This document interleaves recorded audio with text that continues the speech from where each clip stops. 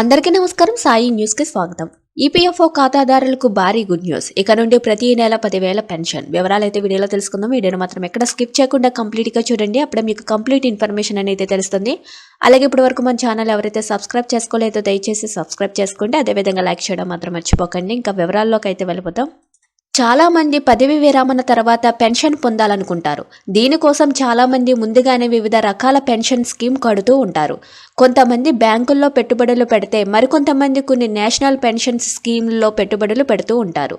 అయితే చాలా మంది పదవి విరామణ పొందిన వెంటనే పెన్షన్ పొందాలనుకుంటారు, కానీ పొందలేకపోతారు. ఇలాంటి వారి కోసం అద్భుతమైన శుభవార్తను అందించబోతున్నారు.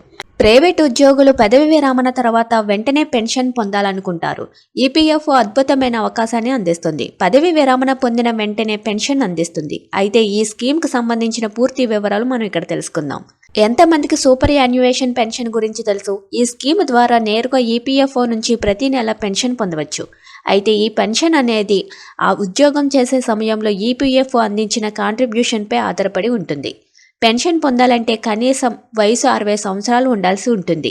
అయితే ఇప్పుడు 58 సంవత్సరాలు కలిగిన వారు కూడా ఈ సూపర్ యాన్యుయేషన్ పెన్షన్ కింద పెన్షన్ పొందవచ్చు. సూపర్ యాన్యుయేషన్ పెన్షన్ పొందాలనుకునే వారు ముందుగానే జీతం నుంచి తప్పకుండా ప్రతి నెల 12 నుంచి 13% వరకు ఎంప్లాయీస్ ప్రొవిడెంట్ ఫండ్ ఆర్గనైజేషన్ ఖాతాకు జమ చేయాల్సి ఉంటుందని ఒక ప్రత్యేకమైన రూల్ కూడా ఉంది. ఇలా చెల్లిస్తేనే పెన్షన్ పొందవచ్చు. ప్రతి నెల 12% ఖాతాకు జమ చేసిన వారికి బేసిక్ సూపర్ యాన్యుయేషన్ పెన్షన్ ప్రతి నెల 9,000 వస్తుందని సమాచారం. అయితే అతి త్వరలోనే కేంద్ర ప్రభుత్వం ఈ పెన్షన్ను 10,000 చేసే అవకాశాలు కూడా ఉన్నాయి. Thank you for watching this video.